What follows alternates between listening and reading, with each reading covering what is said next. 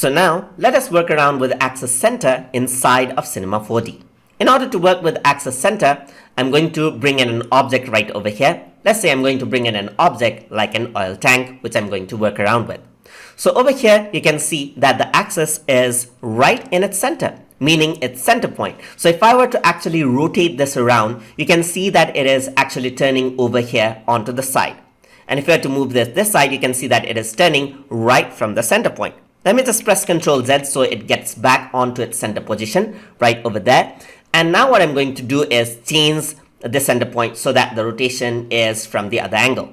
So in order to do that, you can simply go over here onto the axis modification tool and click this button, or you can press the L key on your keyboard. It does the same thing. Then you go over here onto the axis points right here, and you can move this down. And you can see that nothing actually happens because my object is not editable yet. So I'm going to go over here onto my oil tank and I'm going to press the C button right here on my keyboard so it is editable. And then now what I can do is I can simply move on the axis anywhere I want, let's say onto the side, and the axis has been changed for that object. Now I can turn off my axis modification tool, and if I were to go to my rotation, you'll be able to see that the rotation point is that side now, just like that. Another way to actually work around with the axis modification tool is to go into mesh.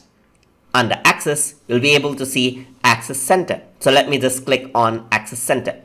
So I can simply click on center right here. I'm going to press 0% on the object. So I want the axis to be on the center right here. So I want the axis right here to be on the center. So I selected axis. You can see that 0% is the center. I can simply press execute, and you can see that now my axis is at the center. Do note that this object has to be editable. So you need to press C in order for this to work.